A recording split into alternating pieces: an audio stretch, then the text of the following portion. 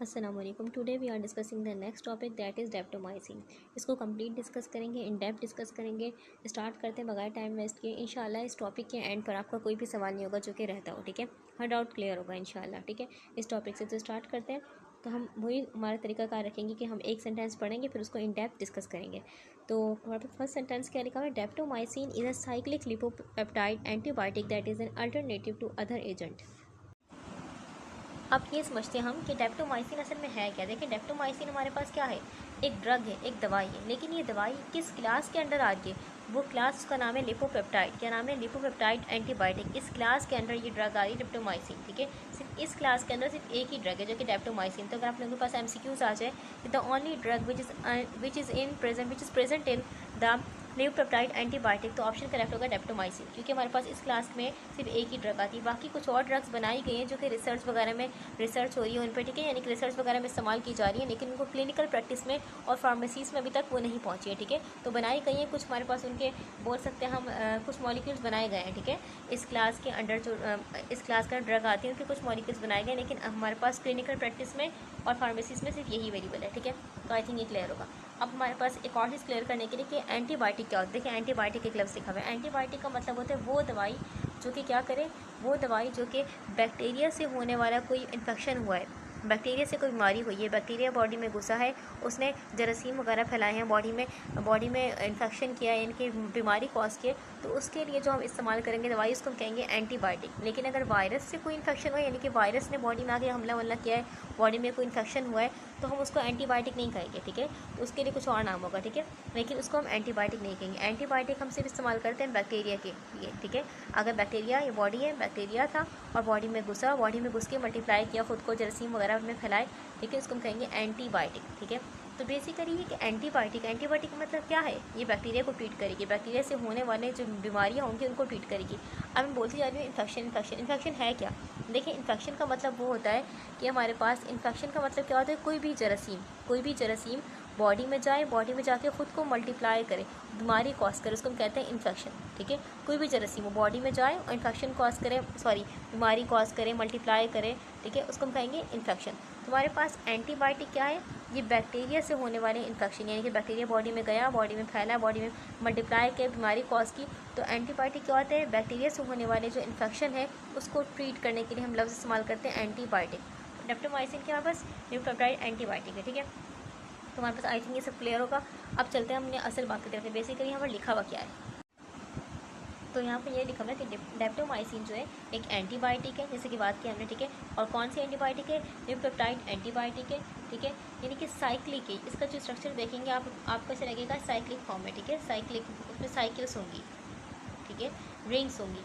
Daptomycin basically इसका structure कैसा होगा? साइक्लिक होगा, ठीक है। और इस दवाई में क्या होगा, आप इस दवाई में देखेंगे तो बेसिकली आपको लिपिड भी दिखाई देंगे और प्रोटीन भी दिखाई देंगे, इसलिए हमने कहा लिपोपेप्टाइड, ठीक है। लिपिड भी दिखाई देंगे और प्रोटीन भी दिखाई देंगे, ठीक है। अच्छा, और ये बैक्टीरिया को मारने के लिए यूज़ कर रहे हैं हम डेप्टोमाइसिन। अब सवाल ये आता है, लिपिड क्या होता है? What is lipid? लिपिड क्या होता है? देखिए, लिपिड क्या होता है? लिपिड का मतलब होता है चर्बी। लिपिड का सिंपल हम मतलब समझे तो क्या मतलब होता है? फैट, यानी कि चर्बी वाली चीज़ें, जैसे कि हम कुकिंग ऑयल को देखें, घी को देखें, क्रीम को देखें, कोलेस्ट्रॉल वगैरह को देखें, सब क्या है? लिपिड है, ठीक है। जब हाथ पे लगते हैं तो क्या होता है? हमें चिपचिपा ग्रीसी फील होता है, तो उसमें कहते हैं लिपिड। तो हमारे पास पानी में घुल जाता है लिपिड। ये लिपिड की हमारे पास पानी में नहीं घुलते लिपिड, पानी में नहीं घुलते हैं, ठीक है। और बॉडी में क्या करते हैं? एनर्जी स्टोर करते हैं। जैसे कि हम बात करें फैट्स की, तो फैट्स का काम क्या होता है कि बॉडी में क्या करना? एनर्जी को स्टोर करना, ताकत को स्टोर करके रखना। तो लिपिड हमारे पास ये होते हैं। पेप्टाइड क्या होता है? पेप्टाइड बेसिकली हमारे पास इसका मतलब होता है कि प्रोटीन क्या करते हैं? प्रोटीन हम जानते हैं हमारी बॉडी में क्या करते हैं, हमारी बॉडी बनाने वाले मटेरियल हैं, जैसे कि गोश्त हो गया, अंडा हो गया, दाल हो गया, चिकन हो गया, इन सब में क्या होता है? प्रोटीन होता है, ठीक है। और प्रोटीन को अगर हम देखें तो प्रोटीन के जो बेसिक स्ट्रक्चर, यानी कि प्रोटीन जिससे बना होता है उसको हम क्या कहते हैं? Amino acid. क्या कहते हैं? Amino acid. स्मॉल टुकड़े होते हैं उनको हम कहते हैं अमाइनो एसिड, ठीक है। हमारे बाल, नाखून, मसल्स, हमारी जल्द, हमारे हार्मोन्स, हमारे एंजाइम, सब में क्या होता है? प्रोटीन होता है, ठीक है। बॉडी को रिपेयर करने के लिए, बॉडी को ग्रो करने के लिए, बॉडी को स्ट्रॉन्ग बनाने के लिए क्या चाहिए? तो प्रोटीन चाहिए। तो हमारे पास प्रोटीन बहुत ही ज़रूरी है, ठीक है। तो हमारे पास प्रोटीन और लिपिड दोनों को कॉम्बिनेशन करके क्या बनाया गया? ये ड्रग बनाया गया है, ठीक है। आगे क्या लिखा हुआ है, that is an alternative to other agent such as linezolid and quinupristin, dalfopristin. देखिए इसका मतलब क्या हुआ, डेप्टोमाइसिन जो होता है वो कुछ दवाइयों का क्या है, बदल है। यानी कि फॉर एग्जाम्पल आपको ये दवाई नहीं मिल रही तो आप ये इस्तेमाल कर रहे हैं, या फिर आपको ये दवाई नहीं मिल रही तो आप ये इस्तेमाल कर लें, ठीक है। तो अब समझते हैं डेप्टोमाइसिन। अब ये समझते हैं हम कि डेप्टोमाइसिन जो होती है असल में किन जरासीम के खिलाफ यूज़ होती है। डेप्टोमाइसिन बहुत ही ख़तरनाक किस्म के जरासीम जो होते हैं, जो कि रेजिस्टेंट होते हैं। रेजिस्टेंट मतलब क्या होता है, यानी कि जो दूसरी एंटीबायोटिक से ट्रीट नहीं हो रहे थे। बहुत सारी एंटीबायोटिक्स ने पढ़ा, हम इस चैप्टर से पढ़ते हुए आ रहे हैं। शुरू में हम इस चैप्टर को सेल वॉल इनहिबिटर में शुरू किया, हमने बहुत सारी एंटीबायोटिक पढ़ी। हमने देखा वक्त के साथ साथ क्या कर रहा है, वक्त के साथ साथ बैक्टीरिया क्या कर रहा है, खुद को ताकतवर कर रहा है। बैक्टीरिया क्या कर रहा है, खुद को ताकतवर है। बैक्टीरिया बहुत सी एंटीबायोटिक के खिलाफ क्या कर रहा है, अब उस पर असर नहीं कर रही है एंटीबायोटिक, क्योंकि बैक्टीरिया ने क्या कर लिया, अपने ताकत डेवलप कर ली, रेजिस्टेंस डेवलप कर ली। तो हमारे पास वो बैक्टीरिया जो कि बहुत ही ताकतवर हो चुके हैं, दूसरी एंटीबायोटिक से नहीं ट्रीट हो, दूसरी एंटीबायोटिक को कुछ नहीं बिगाड़ पा रही, तो डेप्टोमाइसिन इस केस में काम आती है, क्योंकि ये उनसे क्या है, ताकतवर है, ठीक है। तो हमारे पास डेप्टोमाइसिन क्या करती है, रेजिस्टेंट बैक्टीरिया, खतरनाक किस्म के बैक्टीरिया जो कि दूसरी एंटीबायोटिक से ट्रीट नहीं होते, उनके खिलाफ क्या करती है, काम करती है, ठीक है। अच्छा, जैसे कि हम बात करें, हम staphylococcus orris bacteria, methicillin resistance staphylococcus orris bacteria बहुत ही मशहूर बैक्टीरिया है, ठीक है। तो ये बैक्टीरिया जो होता है बहुत ही खतरनाक किस्म का बैक्टीरिया होता है, इसके खिलाफ भी क्या करती है, ये काम करती है। हमने देखा था पढ़ते बार चैप्टर में, हमने क्या देखा था, बहुत सारी एंटीबायोटिक इस बैक्टीरिया को किल नहीं कर पा रही थी। खतरनाक किस्म का बैक्टीरिया होता है, लेकिन ये एंटीबायोटिक ऐसी जो कि इसको किल कर पा रही है, ठीक है। एक और बात करें हम, VRE, ठीक है, वैनकोमाइसिन रेजिस्टेंट हमारे पास एंटेरोकोकी, इसको भी क्या कर पा रही, ट्रीट कर पा रही है। खतरनाक किस्म का बैक्टीरिया है, ठीक है, इसको भी क्या कर पा रही है, हमारे पास डेप्टोमाइसिन ट्रीट कर पा रही है। अब ये जो होती है अल्टरनेटिव होती है, पहले क्या देंगे, पहले मरीज़ को ये देंगे या फिर ये देंगे, ठीक है। लेकिन ऐसा कभी कभी होता है कि ये ड्रग काम नहीं करे, ठीक है, ये ड्रग काम नहीं कर पा रहे। काम क्यों नहीं करे भाई, बैक्टीरिया ने क्या कर लिया, इनके खिलाफ भी क्या कर लिया, रेजिस्टेंस डेवलप कर लिया, यानी कि ताकत डेवलप कर ली है कि ये ड्रग भी काम नहीं कर पा रही, ये ड्रग भी काम नहीं कर पा रही, तो क्या करेंगे, तो ऑप्शन यही बचेगा कि ये देंगे, ठीक है।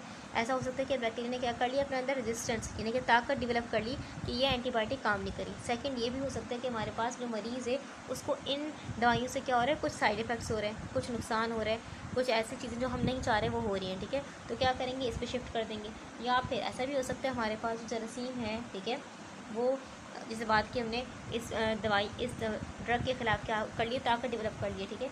और ऐसा भी हो सकता है हमारे पास कि जो मरीज़ है वो इन दवाइयों को बर्दाश्त नहीं कर पा रहा, ठीक है, उसको बर्दाश्त नहीं हो पा रही। ऐसा भी कभी कभी होता है कि उसको वॉमिटिंग हो रही है, ऐसा कुछ हो रहा है, ठीक है, उसको नींद आ रही है बहुत ज़्यादा, फॉर एग्जाम्पल मैं बोल रही हूँ, ऐसा नहीं होता, ठीक है। तो ऐसा कभी कभी हो सकता है कि मरीज़ जो कर रहा है इन दवाइयों को बर्दाश्त नहीं कर पा रहा, तो क्या करेंगे, इनको ये दवाई दे देंगे, डेप्टोमाइसिन दे देंगे, ठीक है। अब एक और चीज़ याद रखनी है हमने कि ये दो ड्रग हमारे पास लिनिसोलिड और क्विनोप्रिस्टन, डेल्फोप्रिस्टन, ये सारी हमारे पास जो ड्रग हैं बेसिकली क्या करती हैं, ये दोनों ड्रग हमारे पास क्या करती हैं, तीनों ड्रग बेसिकली हमारे पास बोल सकते हैं हमारे पास, ये बेसिकली क्या करती हैं, प्रोटीन के जो बनने का अमल होता है बैक्टीरिया में, प्रोटीन सिंथेसिस का अमल, यानी कि प्रोटीन के बनने का अमल क्या करती है, उसको ब्लॉक करती है, ठीक है। अच्छा, ताकि बैक्टीरिया अपना प्रोटीन नहीं बना पाएगा, एट द एंड बैक्टीरिया मर जाएगा, ठीक है, क्योंकि प्रोटीन क्या है, बहुत ही ज़रूरी है बॉडी की ग्रोथ के लिए, ठीक है। लेकिन कभी कभी क्या होता है हमारे पास, जैसे बात की बैक्टीरिया ने क्या कर ली, अपने ताकत डेवलप कर ली, ये ड्रग आ रही है, उस पर हमला करी, लेकिन उसको कोई फ़र्क नहीं पड़ा, प्रोटीन बनाया जा रहा है, बैक्टीरिया अपनी बैक्टीरिया को कोई फ़र्क नहीं पड़ा, तो हो सकता है ऐसा, ठीक है। तो हमारे पास, लेकिन हमारे पास जो डेप्टोमाइसिन है, डेप्टोमाइसिन इसका अल्टरनेटिव है, ठीक है।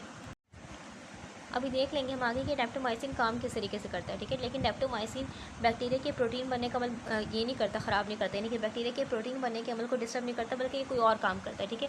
तो हम देख लेंगे मैकेनिज्म एक्शन, हमारे पास हेडिंग दूसरी हेडिंग है, ठीक है, जिसमें देख लेंगे। अच्छा, एक सवाल ध्यान में आ सकता है कि हम डेप्टोमाइसिन को फर्स्ट ऑप्शन क्यों नहीं रख रहे, ठीक है। हम सीधा ये दें मरीज़ को, जो आ रहा है मरीज़ को ये दें, हम ये दो नहीं दें, क्योंकि हमारे पास ये अल्टरनेटिव है तो सही, जो कि बहुत ताकतवर बैक्टीरिया को किल कर रहा है। लेकिन इसका मसला होता है, क्या मसला होता है, हमारे पास ये बहुत महंगी ड्रग होती है, बहुत महंगी दवाई है, हर इंसान इसको अफोर्ड नहीं कर सकता, बहुत महंगी एक्सपेंसिव ड्रग है, ठीक है। सेकंड चीज़ हमारे पास क्या है, ये जो हमारे पास ड्रग है, ये ड्रग IV के जरिए दें, यानी कि बाय इंजेक्शन देंगे, ठीक है। ओरल फॉर्म में इसकी अवेलेबल नहीं है, यानी कि इसको मुंह के जरिए हम नहीं दे सकते। एक तो क्या है, महंगी है, दूसरी क्या है, इसकी ओरल फॉर्म अवेलेबल नहीं है, ठीक है। और कुछ लोगों में क्या कर सकती है, डेप्टोमाइसिन जो क्या कर सकती है, मसल डैमेज कर सकती है, ठीक है, यानी कि मायोपैथी, मसल डैमेज का रिस्क होता है, क्योंकि हम IV के जरिए देंगे तो मसल वगैरह डैमेज हो सकती है, ठीक है। तो मायोपैथी का इसमें रिस्क होता है, ठीक है। और अच्छा, अब एक और चीज़ याद रखनी है, जो नॉर्मल जरासीम होते हैं, नॉर्मल हमारे पास एंटीबायोटिक, नॉर्मल जरासीम कुछ खतरनाक किस्म का बैक्टीरिया नहीं था, दूसरी एंटीबायोटिक उसको ईजिली क्या कर सकती है, ट्रीट कर सकते हैं। तो इसलिए फ़ायदा नहीं है कि हम फजूल में इतनी महंगी ड्रग लें और उसको ट्रीट करें, ठीक है। तो क्योंकि साइड इफेक्ट भी होंगे इसके, अब ये महंगी है, इसके साइड इफेक्ट भी होंगे हमारे पास, ठीक है। तो नॉर्मल जो एंटीबायोटिक्स होती हैं उनसे हम ट्रीट कर लेते हैं, ठीक है। फजूल में इतनी एक्सपेंसिव एंटीबायोटिक्स यूज़ नहीं करते, ठीक है। इसलिए क्या करेंगे, फर्स्ट ऑप्शन क्या होगा हमारे पास, इन ड्रग से काम चलाएंगे। अगर ये ड्रग नहीं काम करी तो ही हम डेप्टोमाइसिन को यूज़ करेंगे, ओके। आगे लिखा हुआ for treating infection caused by resistant gram positive organism including MRSA and vancomycin resistant enterococci. देखिए, अब इसको समझने से पहले आपको ये समझना, जहन में रखना होगा कि वैनकोमाइसिन में पड़ी थी पिछली ड्रग थी, ठीक है। तो वैनकोमाइसिन क्या थी, एक एंटीबायोटिक थी जो कि बैक्टीरिया से होने वाली बीमारियों को क्या करी थी, ट्रीट करी थी, ठीक है। लेकिन वैनकोमाइसिन को देखा हमने, वैनकोमाइसिन खतरनाक किस्म के बैक्टीरिया को ट्रीट करी थी, जिसके खिलाफ दूसरे एंटीबायोटिक काम नहीं कर पाए थे। बहुत सारे एंटीबायोटिक पढ़े, हमने पेनिसिलिन पढ़ा, हमने सेफेलोस्पोरिन पढ़ा, हमने कार्बापेनिम पढ़ा, हमने मोनोवैक्टम पढ़ा, हमने कई सारी एंटीबायोटिक पढ़ी, ठीक है। हमने देखा वक्त के साथ क्या कर रहा है, वक्त के साथ बैक्टीरिया क्या कर रहा है, खुद को चेंज कर रहा है, बैक्टीरिया क्या कर रहा है, खुद के अंदर तब्दीली लेके आ रहा है कि एंटीबायोटिक उस पर काम नहीं कर पा रही। वैनकोमाइसिन खतरनाक किस्म के बैक्टीरिया पे काम कर रही थी, लेकिन अब ऐसा हो गया कि वैनकोमाइसिन में कुछ बैक्टीरिया पे काम नहीं कर पा रही है, यानी कि इतना बैक्टीरिया ताकतवर हो चुका है। तो इसलिए लिखा है VRE, वैनकोमाइसिन रेजिस्टेंट एंटेरोकोकी, यानी कि एक बैक्टीरिया है जो कि हमारे पास रेजिस्टेंट यानी कि बहुत ताकतवर हो चुका है इस ड्रग से भी, ठीक है। तो उसको खिलाफ भी क्या कर रही थी, डेप्टोमाइसिन काम कर पा रही है। क्या पता आने वाले वक्तों में इसके खिलाफ भी बैक्टीरिया क्या कर ले, ताकत डेवलप कर ले, ठीक है। तो बैक्टीरिया खुद को क्या कर रहा है, बेसिकली बोल सकते हैं रेजिस्टेंट कर रहा है, ताकतवर बना रहा है वक्त के साथ, ठीक है। अच्छा, और ये तो हमने पढ़ा ही था पहले भी कि स्टेफिलोकोकस ऑरियस एक बैक्टीरिया है, ठीक है, जिसको ख़त्म करने के लिए, इस बैक्टीरिया से होने वाली बीमारियों को ट्रीट करने के लिए पहले मेथिसिलिन बनाई गई थी। मेथिसिलिन एक खतरनाक किस्म की बेसिकली दवाई थी, बनाई गई थी इसको ट्रीट करने के लिए। लेकिन वक्त के साथ क्या हुआ, इस बैक्टीरिया ने क्या कर लिया, अपना ताकत डेवलप कर ली कि इस दवाई को जो स्पेशली इसको ट्रीट करने के लिए बनाई गई थी उसके खिलाफ भी नहीं अपने पर हमला करने दे रहा। तो बहुत सारी फिर एंटीबायोटिक बनाई गई, ठीक है। तो उसका नाम अभी तक यही है कि MRSA, methicillin resistant staphylococcus aureus bacteria, ठीक है। तो बैक्टीरिया के ऊपर ये नाम इस तरीके से बन गया, ठीक है। तो हमारे पास ये खतरनाक किस्म की एग्जाम्पल लिखे हुए हैं दो, हमारे पास बेसिकली बैक्टीरिया, बहुत सारे खतरनाक किस्म के बैक्टीरिया पे काम करते हैं। डेप्टोमाइसिन यहाँ पर दो एग्जाम्पल हमें दी गई हैं, ठीक है। और अपने याद रखना है कि डेप्टोमाइसिन जो होता है, डेप्टोमाइसिन बेसिकली सिर्फ ग्राम पॉजिटिव ऑर्गेनिज्म पे काम करेगा, यानी कि वो बैक्टीरिया जो कि ग्राम पॉजिटिव है, ग्राम नेगेटिव पे काम नहीं करेगा। वैनकोमाइसिन का भी यही था कि वैनकोमाइसिन सिर्फ ग्राम पॉजिटिव बैक्टीरिया पे काम कर रहा था, ग्राम नेगेटिव बैक्टीरिया पे काम नहीं कर रहा था। अब सवाल जहन में आ सकता है कि ऐसा क्यों है कि वैनकोमाइसिन, डेप्टोमाइसिन की बात करें, डेप्टोमाइसिन सिर्फ ग्राम पॉजिटिव पे काम क्यों कर रहा है, ग्राम नेगेटिव पे काम क्यों नहीं कर रहा। तो हमारे जहन में सवाल आ सकता है, तो इसका आंसर क्या होना चाहिए। तो आपको इस आंसर को समझने के लिए इस डायग्राम को देखना होगा, ठीक है। आपको दिख रहा है ग्राम पॉजिटिव बैक्टीरिया है, बेसिकली ग्राम पॉजिटिव बैक्टीरिया की शक्ल दिखाई गई और यहाँ ग्राम नेगेटिव बैक्टीरिया की शक्ल दिखाई गई। तो आपको यहाँ दिख रहा होगा ये बेसिकली पर्पल कलर के जो आपको बॉल्स दिख रहे हैं, बॉल्स लाइक बेसिकली क्या है, ये पेप्टिडोग्लाइकन है, ठीक है। हमने डिटेल में डिस्कस किया है इस सब चीज़ों को अपने फर्स्ट लेक्चर में, सेल वॉल इनहिबिटर के फर्स्ट लेक्चर जो हमारा पेनिसिलिन था आई थिंक, तो उसमें डिस्कस किया हमने कंप्लीट, ठीक है। तो अगर हम इसे ऊपर देखेंगे तो हमारे पास ये जो ग्राम पॉजिटिव है इसमें देखें तो आपस क्या है, पेप्टिडोग्लाइकन है, इसके ऊपर कोई लेयर नहीं दिखाई दे रही, कोई लेयर नहीं है, ठीक है। लेकिन कंपेयर करें ग्राम नेगेटिव बैक्टीरिया से, तो ग्राम नेगेटिव बैक्टीरिया के ऊपर क्या दिखाई दे रहा है आपको, एक एक्स्ट्रा हमारे पास दिखाई दे रही लेयर, जिसको हम कह रहे हैं आउटर मेम्ब्रेन। बेसिकली ये प्रोटेक्टिव मेम्ब्रेन होती है, ठीक है। ये प्रोटेक्टिव हिफाजती लेयर होती है जो कि किस में होती है, ग्राम नेगेटिव में होती है। ग्राम पॉजिटिव में कोई हिफाजती लेयर नहीं है, यानी कि कोई आउटर मेम्ब्रेन नहीं होती। अब याद रखना आपने कि डेप्टोमाइसिन हमारे पास जो होती है ग्राम नेगेटिव बैक्टीरिया अटैक नहीं करती। इसका रीज़न क्या है कि इसकी जो आउटर मेम्ब्रेन है, ठीक है, जो बाहर की दीवार है, आपको लग रहा है नॉर्मल फैट है, इसमें नॉर्मल चर्बी है उससे बनी हुई, बल्कि नहीं, ऐसा नहीं है, नॉर्मल फैट से नहीं बनी है, बल्कि ये जो है एक स्पेशल किस्म की फैट है, यानी कि स्पेशल किस्म की चर्बी है।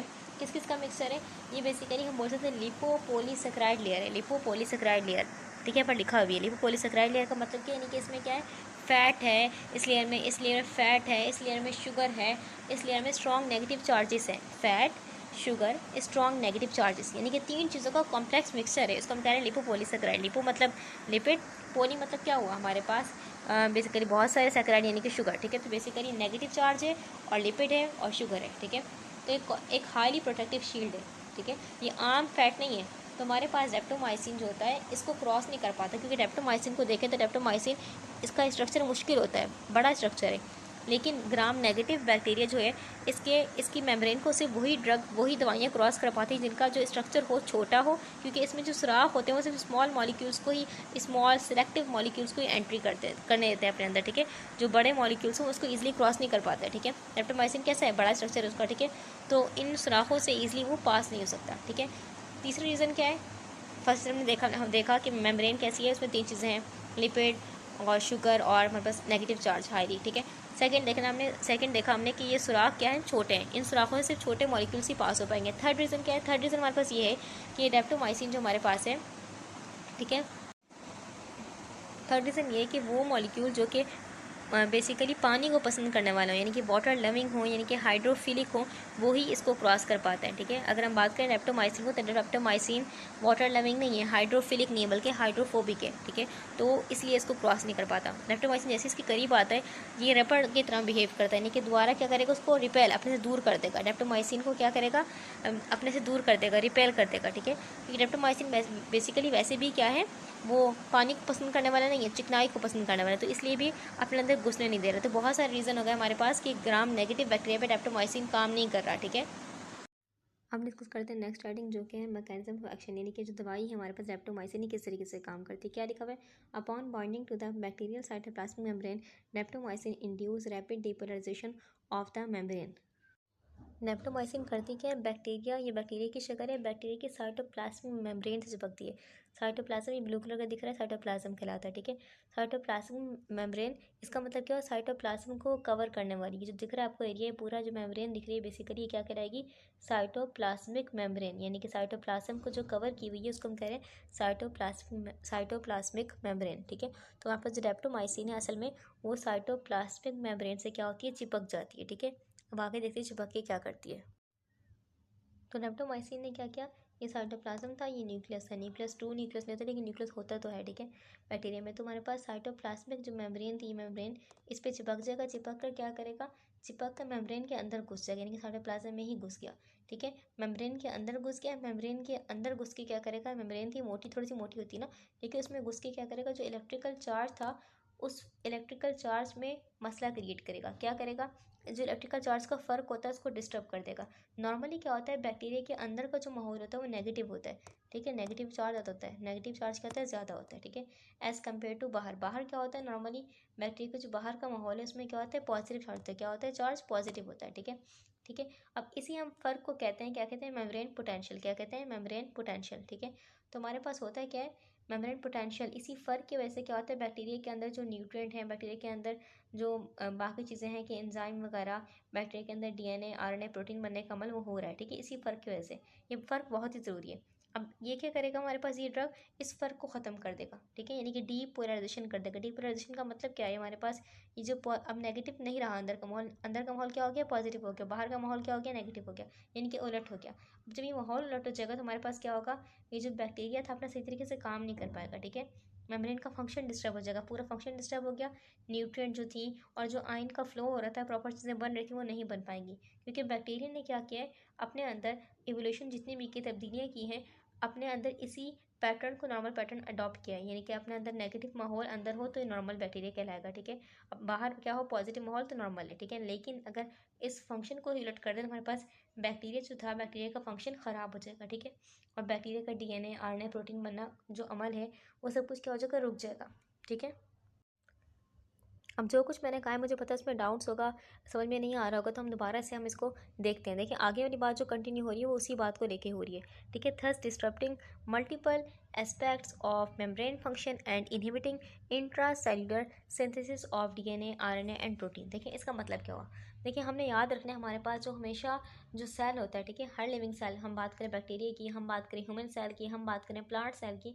तो हर लिविंग सेल के बाहर का जो माहौल होता है वो क्या होता है, ज़्यादा पॉजिटिव होता है। क्या होता है, ज़्यादा पॉजिटिव माहौल होता है। अंदर का माहौल, साइटोप्लाज्म का माहौल क्या होता है, ज़्यादा नेगेटिव होता है। ठीक है, अच्छा, अब इसी फ़र्क को हम कहते हैं मेम्ब्रेन पोटेंशियल। क्या कहते हैं, मेम्ब्रेन पोटेंशियल, यानी कि अंदर का माहौल कैसा है, पॉजिटिव है, और बाहर का, सॉरी, अंदर का माहौल नेगेटिव है और बाहर का माहौल पॉजिटिव है। अब ऐसा क्यों होता है कि अंदर नेगेटिव क्यों है, अंदर नेगेटिव माहौल क्यों है, ये सवाल आ सकता है। ठीक है, तो बैक्टीरिया के अंदर बेसिकली क्या होता है, हमारे पास बात करें तो बैक्टीरिया के अंदर नेगेटिवली चार्ज प्रोटीन्स होती हैं जिनका चार्ज होता है नेगेटिव। क्या होता है, चार्ज नेगेटिव होता है, नेगेटिवली चार्ज प्रोटीन्स होती हैं।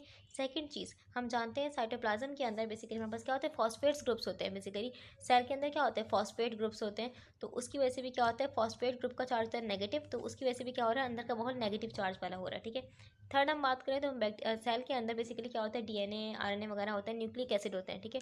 तो इनका चार्ज भी क्या होता है, नेगेटिव होता है, हाईली नेगेटिव। तो बेसिकली बहुत सारी हाईली नेगेटिव चार्ज चीज़ें जो है सेल के अंदर पड़ी हुई हैं। दैट्स वाई सेल के अंदर का माहौल कैसा हो रहा है, नेगेटिव हो रहा है, ठीक है, ज़्यादा हो रहा है, ज़्यादा नेगेटिव हो रहा है, नेचुरली नेगेटिव हो रहा है। दैट मतलब अंदर नेगेटिव चीज़ें रखी हुई हैं तो नेगेटिवली माहौल ही होगा, ठीक है। और बाहर का माहौल पॉजिटिव क्यों होता है भाई, सेल के बाहर क्या होता है, बेसिकली कैल्शियम होता है, मैग्नीशियम होता है, कैल्शियम, मैग्नीशियम, सोडियम और हाइड्रोजन, जिसको हम बोलते हैं प्रोटॉन्स, ठीक है।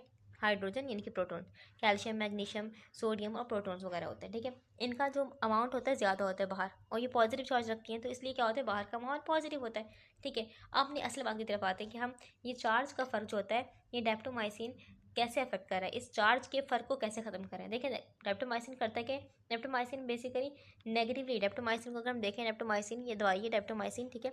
इसके अंदर क्या होता है, एक नेगेटिवली चार्ज पार्ट होता है, नेगेटिवली चार्ज, ऐसा हिस्सा जिसके अंदर क्या है, नेगेटिव चार्ज है, नेगेटिवली चार्ज पार्ट है, ठीक है। अब हमारे पास ये नेगेटिवली चार्ज पार्ट क्या करता है, ये आता है, ठीक है, ये आता है डेप्टोमाइसिन पूरा आया। और ये जो कैल्शियम था, कैल्शियम का चार्ज कैसा है, पॉजिटिव है, सेल के बाहर है ना, पॉजिटिव है, ठीक है। डेप्टोमाइसिन का वो हिस्सा जो कि नेगेटिव चार्ज रख रहा है, ठीक है, वो आके क्या हो जाएगा, वो कैल्शियम का क्या कर देगा, बॉन्ड बना लेगा, बॉन्ड बनाने का। तो एक कॉम्प्लेक्स पॉजिटिव अब खुद को बिहेव करेगा, क्या बिहेव करेगा कि मैं क्या हो गया हूँ, कॉम्प्लेक्स, कॉम्प्लेक्स यानी कि मुश्किल किस्म का मेरा स्ट्रक्चर है और पॉजिटिव बन गया हूँ, हालांकि इसका एक हिस्सा सिर्फ नेगेटिव था, ठीक है।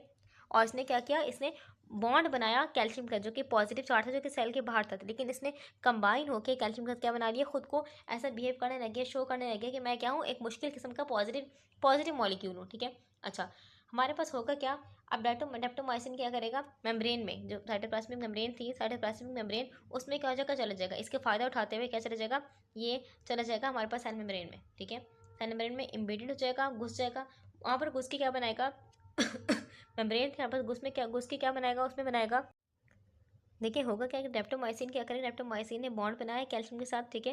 डेप्टोमाइसिन क्या करेगा, मेम्ब्रेन के अंदर इम्बेडेड यानी कि घुस जाएगा, घुस के क्या बनाएगा, सुराख बनाने का भी, मेम्ब्रेन सुराख वाली होगी, पोर्स वाली होगी, इस पोर्स से फ़ायदा क्या उठाएंगे, इस पोर्स से कुछ होगा, क्या होगा, अभी पढ़ेंगे आगे समझ में आएगा, आप लोगों को सब चीज़ समझ में आएगी कि अब ये पोर्स जो होंगे, अब बेसिकली ये पोर्स इस पोटेंशियल को ख़त्म कर देंगे। पोटेंशियल मतलब क्या था, अंदर और बाहर चार्जेस का डिफरेंस ख़त्म हो जाएगा, क्यों, क्योंकि कुछ चीज़ें जो बाहर होनी चाहिए थी वो अंदर चली जाएंगी, कुछ चीज़ें जो अंदर होनी चाहिए थी वो बाहर चली जाएंगी, ठीक है। तो पोटेंशियल जो होना चाहिए था वो ख़त्म हो जाएगा, यानी कि मेम्ब्रेन पोटेंशियल जो चार्जेस का फ़र्क होना चाहिए था वो फ़र्क ख़त्म हो जाएगा, ठीक है। तो ये पोर्स बना देता है डेप्टोमाइसिन, ठीक है। होता क्या है हमारे पास, बेसिकली बैक्टीरिया को एनर्जी, ताकत बनाने के लिए क्या चाहिए, प्रोटोन ग्रेडियंट चाहिए होते हैं। क्या मतलब हुआ, यानी कि बैक्टीरिया को हम जानते हैं एटीपी बनाने के लिए, ठीक है। एटीपी क्या है, basically currency of the cell है, जो कि बहुत ज़रूरी है हमारे पास एनर्जी के लिए, ठीक है।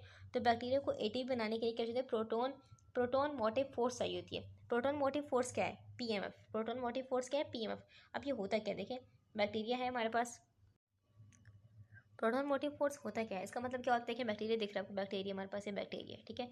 अब बैक्टीरिया जो होते हैं, बैक्टीरिया की एक तरफ हम जानते हैं नेगेटिव माहौल है, ठीक है, अंदर की तरफ नेगेटिव माहौल है और बाहर की तरफ पॉजिटिव माहौल है, ठीक है। बाहर की तरफ क्या है, पॉजिटिव माहौल है। अब यही फ़र्क, यही ग्रेडियंट, ठीक है, एटीपी सिंथेसिस यानी कि एटीपी का जो चलना होता है, एटीपी का एटीपी को चलाता है, ठीक है, एटीपी बनती है, इसी फ़र्क की वजह से, ये अंदर का माहौल नेगेटिव, बाहर का माहौल पॉजिटिव, इसी फ़र्क का बेसिकली इस फ़र्क को यूज़ करते हुए एटीपी बनाई जाती है, एटीपी होती है, ठीक है।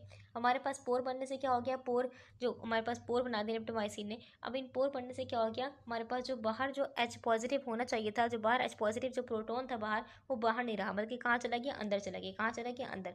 अब अंदर जाके क्या करेगा, फ़र्क ख़त्म हो जाएगा ना, ये पॉजिटिव जा रहा है अंदर, ठीक है। तो क्या हो जाएगी, डीपोलराइजेशन, अब अंदर का माहौल क्या हो जाएगा, पॉजिटिव हो जाएगा। बहुत सारी चीज़ें जो बाहर होनी चाहिए थी वो कहाँ जा रही हैं, अंदर जा रही हैं, और जो अंदर होनी चाहिए थी वो बाहर आ रही है। तो बेसिकली फ़र्क ख़त्म हो जाएगा, अंदर का माहौल पॉजिटिव, बाहर का माहौल नेगेटिव हो जाएगा, उलट हो जाएगा, ठीक है, कोई फ़र्क नहीं रहा। अब एटीपी प्रोडक्शन नहीं हो पाएगी, प्रॉपर तरीके से फ़र्क नहीं रहा, ठीक है। हमारे पास हम बात करें हमारे डीएनए, हमारे बैक्टीरिया के अंदर डीएनए, बैक्टीरिया के अंदर आरएनए, बैक्टीरिया के अंदर प्रोटीन, हर चीज़ बनाने के लिए, हर चीज़ बनाने के लिए क्या चाहिए, एटीपी चाहिए, एटीपी। हमने कहा इस फ़र्क से ही एटीपी बन रही है, अंदर और बाहर का जो चार्जेस का फ़र्क है, इसी फ़र्क से क्या बन रही है, एटीपी बन रही है। जब अंदर और बाहर का चार्ज का फ़र्क ही नहीं है तो डीएनए में डीएनए, आरएनए, प्रोटीन कुछ भी नहीं बन रहा, ठीक है। तो हमारे पास कुछ भी नहीं हो पा रहा, तो बेसिकली क्या हो जाएगा, बैक्टीरिया ग्रो नहीं कर पाएगा, यानी कि ना डीएनए रेप्लिकेशन होगी, ना ही आरएनए ट्रांसक्रिप्शन होगी, ना ही प्रोटीन हमारे पास बनेगी, ऐसा कुछ भी नहीं होगा, ठीक है। सेल क्या हो जाएगा, मर जाएगा आखिरकार, ठीक है। तो आई थिंक ये सब क्लियर होगा, ठीक है। आगे चलते हैं, आगे क्या लिखा है, आगे हमारे पास लिखा है basically daptomycin is bacterial killing is concentration dependent.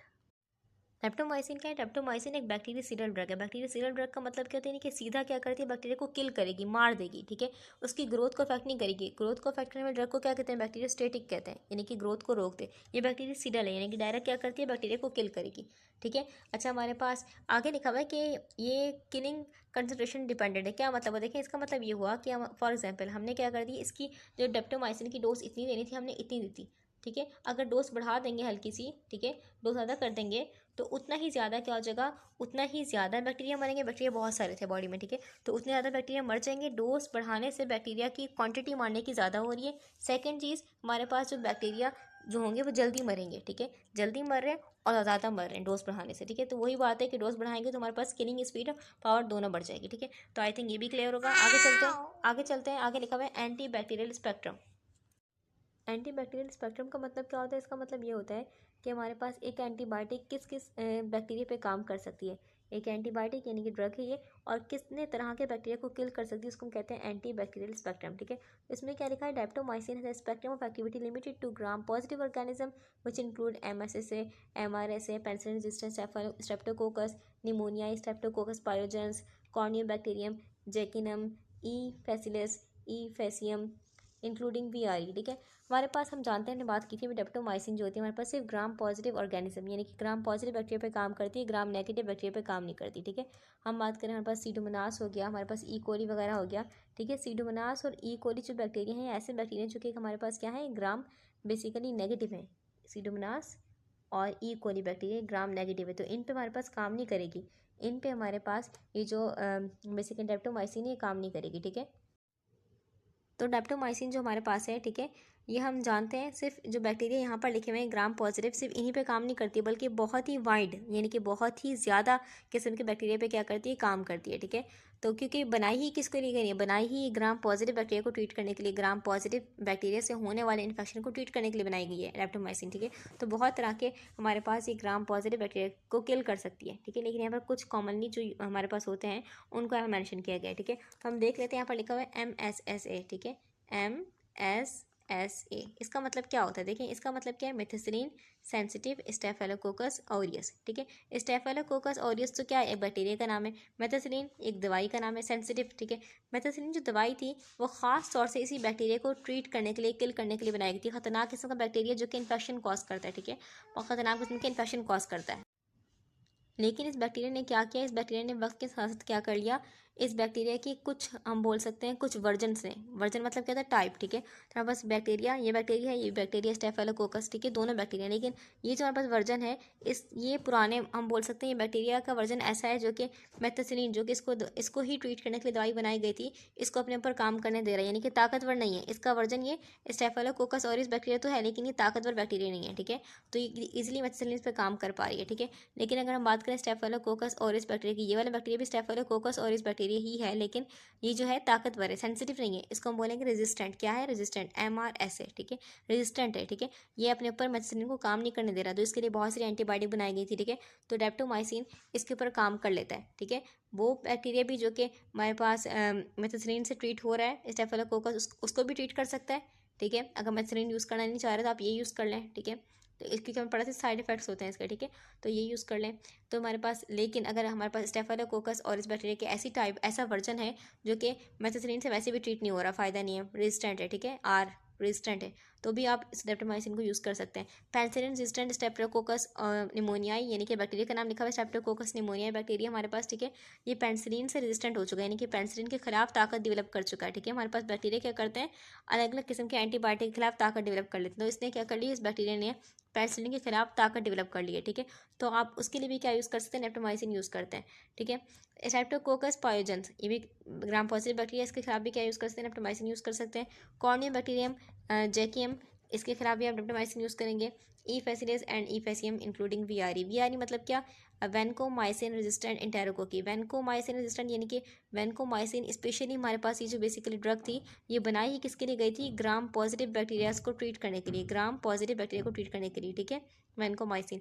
लेकिन क्या हुआ, वही बात कि बैक्टीरिया ने क्या कर ली, बैक्टीरिया ने क्या कर ली, ताकत डेवलप कर ली, रेजिस्टेंस डेवलप कर ली। अब वैनकोमाइसिन जो होता है वो इतना इफेक्टिवली बैक्टीरिया को किल नहीं करता, तो डेप्टोमाइसिन अब आगे डेप्टोमाइसिन क्या करता है, अब इस बैक्टीरिया को किल करता है, जो कि वैनकोमाइसिन से क्या हो चुके हैं, रेजिस्टेंट हो चुके हैं। ठीक है, तो आई थिंक ये क्लियर होगा। लेकिन हमने बैक्टीरिया के बारे में ना लेक्चर 1 में डिस्कस किया था डिटेल में। ठीक है, तो इसलिए मैंने बैक्टीरिया को इतना वो नहीं किया, बताया नहीं। ठीक है, आगे चलते हैं। Daptomycin is indicated for the treatment of complicated skin and skin structure infections and bacteria caused by S aureus staphylococcus aureus. S का मतलब स्टेफिलोकोकस। ठीक है, S aureus including those with right sided infective endocarditis. Daptomycin को हम क्या कर रहे हैं, आईवी के जरिए यानी कि इंट्रावीनस वीन्स में दे रहे हैं। ठीक है, वीन्स में दे रहे हैं मतलब कि डायरेक्ट खून में जा रहा है हमारे पास। कहाँ जा रहा है डेप्टोमाइसिन, बॉडी में डायरेक्ट खून में जा रहा है। ठीक है, अब हमारे पास अगर स्किन में कोई शदीद किस्म का इन्फेक्शन है, ठीक है, हमारे पास कोई डीप स्किन इन्फेक्शन है, कोई ख़तरनाक किस्म का इन्फेक्शन है, तो हमारे पास होगा क्या, ये हमारे पास ड्रग ओरली तो ऑब्जर्व होता नहीं है। ठीक है, खून में जाएगा, खून से होता है, फिर हमारे पास जो टिश्यूज़ होंगे, हमारे पास स्किन के टिश्यूज़ वगैरह, वहाँ पर जाके क्या करेगा, ट्रीट कर देगा, डायरेक्ट क्या कर देगा, बैक्टीरिया को किल कर देगा। जैसे बात की हमने कि बैक्टीरिया बेसिकली क्या है, बैक्टीरिया सीरल है, बैक्टीरिया स्टेटिक नहीं है, बैक्टीरिया सीरल है। ठीक है, तो डायरेक्ट क्या कर देगा, हमारे पास बैक्टीरिया को किल कर देगा। ठीक है, अच्छा, हमारे पास दूसरा सवाल क्या था यहाँ पर कि हमारे पास जो डेप्टोमाइसिन होता है वो क्या करता है, वो खून के इन्फेक्शन को ट्रीट करता है। ठीक है, बैक्टीरिया हमारे पास लिखा हुआ था। ठीक है, तो बेसिकली ये खून के इन्फेक्शन जो होते हैं, बैक्टीरिया में मतलब क्या होता है, बैक्टीरिया खून में, बैक्टीरिया मतलब बैक्टीरिया कहाँ प्रेजेंट है, खून में प्रेजेंट है। ठीक है, तो स्पेशली हमारे पास अगर हमारे पास बैक्टीरिया प्रेजेंट है, स्टेफिलोकोकस ऑरियस बैक्टीरिया जो है खतरनाक किस्म का ग्राम पॉजिटिव बैक्टीरिया है। ठीक है,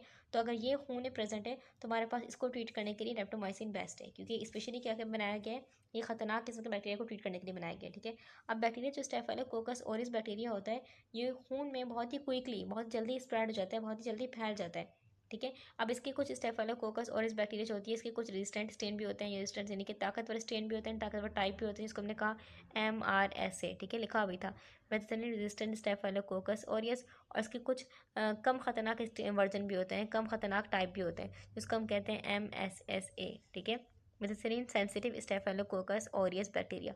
मेथिसिलिन इसी को ट्रीट करने के लिए बनाई गई थी, इस बैक्टीरिया को ख़त्म करने के लिए बनाई गई थी। लेकिन मेथिसिलिन जो दवाई होती है, इसकी कुछ बोल सकते हैं ख़तरनाक किस्म के साइड इफेक्ट्स होते हैं, तो इसलिए इसको यूज़ नहीं करते कॉमनली। ठीक है, तो हमारे पास जो डेप्टोमाइसिन है सिर्फ ग्राम पॉजिटिव बैक्टीरिया पे काम करती है, बात की। ठीक है, लेकिन हर तरह के ग्राम पॉजिटिव बैक्टीरिया पे काम नहीं करती, सिर्फ स्पेसिफिक जो है हमारे पास खतरनाक किस्म के बैक्टीरिया हैं उन पे काम करती है। ठीक है, जो कि बहुत खतरनाक किस्म के इन्फेक्शन कॉज करते हैं। जैसे कि हम बात करें हमारे पास methicillin resistant staphylococcus aureus bacteria हो गया, हमारे पास इंटेरोकोकस हो गया। ठीक है, स्ट्रेप्टोकोकस हो गया, हमारे पास खतरनाक किस्म के जो बैक्टीरिया है ना ग्राम पॉजिटिव, उन पर काम करती है। ठीक है, तो हमारे पास ये बेसिकली ये जो दवाई है रेप्टोमाइसिन, ये जब इसके क्लिनिकल ट्रायल्स हुए, अप्रूवल्स हुए, तो उनमें ये बेसिकली स्पेशली इसी चीज़ को दिमाग में रखते हुए किया गया था, कि बेसिकली इस चीज़ को दिमाग में रखते हुए बनाया गया था इस ड्रग को, कि ख़तरनाक किस्म के ग्राम पॉजिटिव बैक्टीरिया को ट्रीट करे। ठीक है, तो जो बाकी हमारे पास छोटे मोटे ग्राम पॉजिटिव बैक्टीरिया के इन्फेक्शन होते हैं, तो उनको ट्रीट करने के दूसरी एंटीबायोटिक चल जाती हैं। ठीक है, तो ये खतरनाक किस्म के बैक्टीरिया को ट्रीट करती है। ठीक है, अच्छा, अगर हम बात करें हार्ट इन्फेक्शन की, आगे लिखा हुआ है हार्ट इन्फेक्शन, तो बेसिकली हमारे पास अगर कोई मरीज़ जिसके हार्ट के वेल्व्स में, ठीक है, हार्ट के वेल्व्स हम जानते हैं वेल्व्स होते हैं, हमारे पास 4 वेल्व्स होते हैं हार्ट में। ठीक है, तो अगर उनमें कोई इन्फेक्शन है, वहाँ पर किसी बैक्टीरिया ने क्या कर दिया, आके मल्टीप्लाई किया है ख़ुद को, वहाँ पर जरासीम वगैरह बैक्टीरिया के हो गए, बैक्टीरिया ने खुद की आबादी हम बना लिए, तो अगर एंडोकार्डाइटिस यानी कि हार्ट के वेल्व का इन्फेक्शन, इसको हम क्या कहते हैं, एंडोकार्डाइटिस, यहाँ पर लिखा हुआ है। ठीक है, तो हमारे पास हार्ट के वेल्व का इन्फेक्शन है, डेप्टोमाइसिन यूज़ करेंगे। लेकिन अगर किसी को राइट साइड, ठीक है, right side basically right side के जो वेल्व्स हैं हार्ट के, वहाँ इन्फेक्शन है, तो उसके लिए डेप्टोमाइसिन बेस्ट है। ठीक है, उसके लिए डेप्टोमाइसिन अप्रूव्ड है, क्योंकि हमारे पास ये जब बॉडी में गई, बॉडी में जाके खून में फैल गई, तो ईजिली राइट साइड के जो वेल्व्स होते हैं, राइट साइड जो वेल्व्स हैं वहाँ तक पहुँच जाती है। ठीक है, लेफ़्ट साइड जो वेल्व्स होते हैं उनके इन्फेक्शन वैनकोमाइसिन ज़्यादा अच्छी मानी जाती है। इसका रीज़न क्या है, देखिए, बेसिकली ये सब कुछ क्लिनिकल जब ट्रायल्स हुए, यानी कि ये दवाई बनाई गई, मरीज़ों पर टेस्ट किया गया, तो उस वक्त जो मरीज़ों का डेटा उनके पास था, ठीक है, उसमें क्या था, जो राइट साइड हमारे पास जो मरीज़ थे, राइट साइड इन्फेक्शन वाले, राइट साइड एंडोकार्डाइटिस वाले, वो क्या थे, वो थे ज़्यादा। ठीक है, एज़ कम्पेयर टू लेफ़्ट हमारे पास जो एंडोकार्डाइटिस के मरीज़, यानी कि लेफ़्ट जिनका वेल्व्स में मसला हो, लेफ़्ट हार्ट साइड के वेल्व्स में मसला हो, वो कम थे। ठीक है, तो इसलिए बेसिकली हमारे पास अप्रूवल जो है वो राइट साइड अगर किसी को वेल्व का इन्फेक्शन है तो उसमें यूज़ करते हैं इसको डेप्टोमाइसिन को। ठीक है, क्योंकि बेसिकली मोस्टली क्लिनिकल ट्रायल्स में क्या था, डेटा कम था। ठीक है, तो हमारे पास सेफ्टी और इफेक्टिवनेस इसकी फुली प्रूफ नहीं हो पाई, ठीक है। इसीलिए इसको ऑफिशियली जो अप्रूव किया गया वो सिर्फ राइट साइड के एंडोकार्डाइटिस के लिए अप्रूव किया गया। ठीक है, तो आई थिंक ये क्लियर होगा। आगे चलते हैं। लिखा हुआ efficacy of treatment with daptomycin left side endocarditis has been approved and demonstrated. Additionally, daptomycin is inactivated by pulmonary surfactant, thus it should never be used in the treatment of pneumonia. अब पहले हम देखते हैं pulmonary surfactant का मतलब क्या होता है। इसका मतलब क्या होता है, हम जानते हैं लंग्स में क्या होते हैं, एल्विलाई होते हैं। तो एल्विलाई जो होते हैं, मैंने एक एल्विलाई को क्या कर लिया, बड़ा कर लिया। अब एल्विलाई जो होते हैं, इनकी जो अंदर की लेयर है, इसमें क्या होता है, कुछ फैटी सब्सटेंस यानी कि चिकनाई की तरह की चीज़ होती है, फैटी सब्सटेंस होती है, उसी को हम कहते हैं पल्मोनरी सर्फेक्टेंट। ठीक है, और ये पल्मोनरी सर्फेक्टेंट जो बहुत ही ज़रूरी है, ये हर एल्विलाई, आप किसी भी एल्विलाई को ले लें तो हर एल्विलाई में क्या हो गया, अंदर की कवरिंग में कुछ होती है, अंदर के मेम्ब्रेन में एक फैटी चर्बी की तरह की चीज़ होती है। ठीक है, जिसका हम कहें पल्मोनरी सर्फेक्टेंट। ये क्या करती है, इसका काम क्या होता है कि एल्विलाई को एक शेप देना, यानी कि इसकी शेप गोल होगी, एल्विलाई इस तरीके से पिचका हुआ नहीं होगा। ठीक है, कोलैप्स नहीं होगा, यानी कि आपस में इसकी दीवारें जो होंगी खुली खुली होंगी। तो बेसिकली इस चिकनाई की तरह की चीज़ का काम क्या होता है कि एल्विलाई को खुला करके रखना। ठीक है, इसको हम कहते हैं पल्मोनरी सर्फेक्टेंट।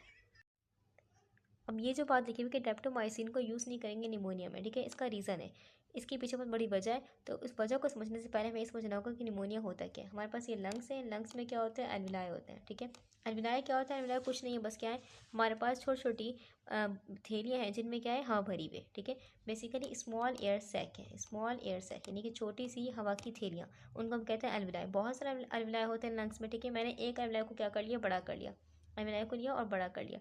अब एल्विलाई की जो वॉल्स होती हैं वो बहुत ही पतली पतली होती हैं। ठीक है, यानी कि उनमें एक सिंगल लेयर होती है। जैसे कि स्किन की बात करें, स्किन में कितनी लेयर्स होती हैं, 3 लेयर्स होती हैं। लेकिन एल्विलाई बेसिकली हमारे पास इसकी दीवार है, इसकी बाहर की लेयर जो है वो सिंगल सेल्ड है। ठीक है, सिंगल सेल यानी कि इसमें कोई 3-4 लेयर्स नहीं है, सिर्फ एक ही लेयर है। ठीक है, और ये दीवार बहुत ही पतली होती है। अब इसका काम क्या होता है, इसका काम ये होता है कि इसके बाहर क्या होंगी, खून की नालियाँ होंगी।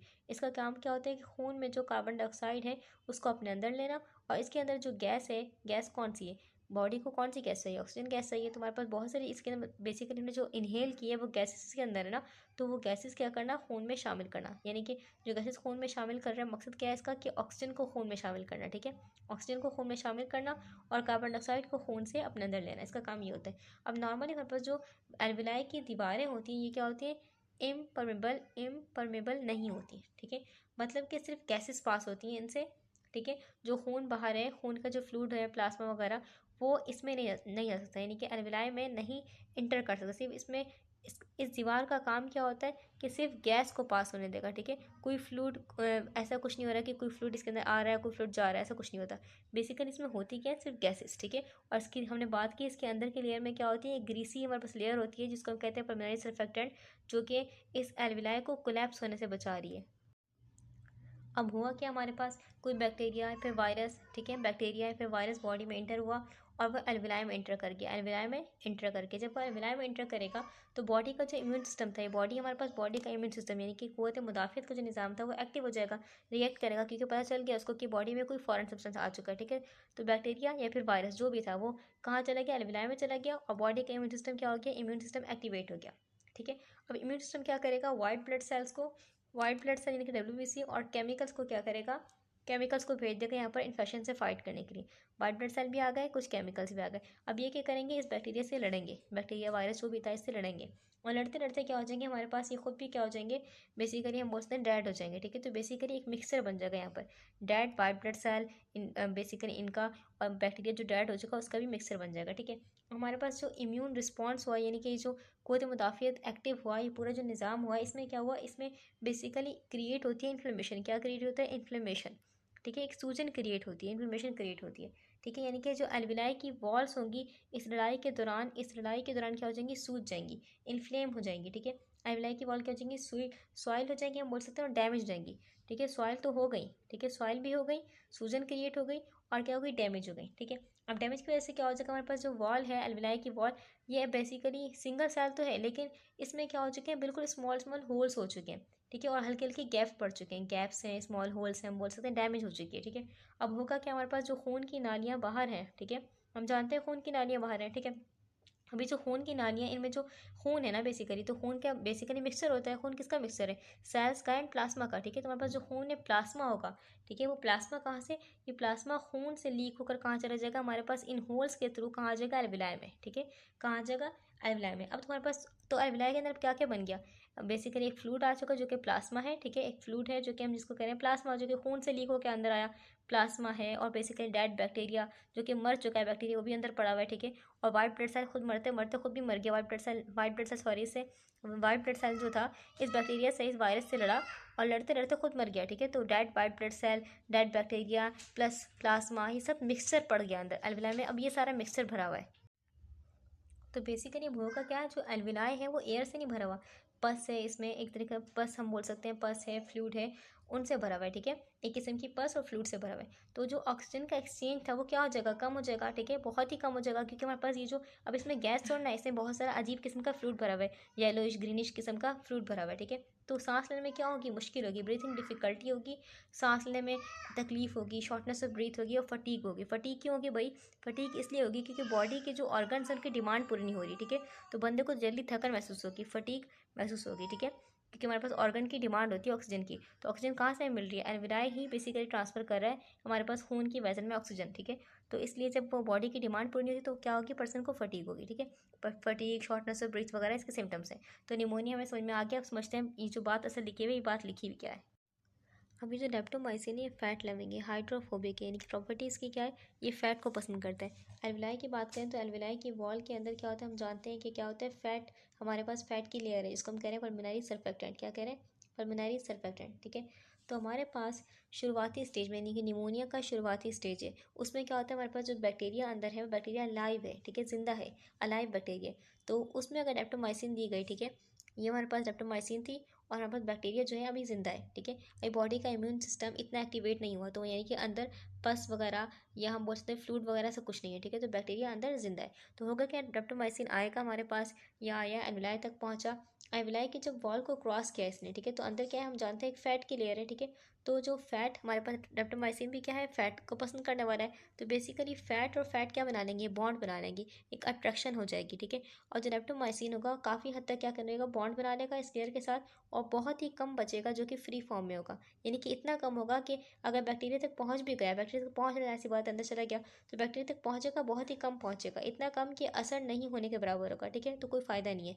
तो लेप्टोमाइसिन ऊपर से इतनी एक्सपेंसिव ड्रग है, तो हमारा कोई फ़ायदा भी नहीं हो रहा है कि बैक्टीरिया को किल कर पा रहा है, सब कुछ नहीं हो रहा। तो दैट्स वाई इसको यूज़ नहीं करते, यूज़ करना बेकार है, क्योंकि बैक्टीरिया को किल ही नहीं कर पा रहा।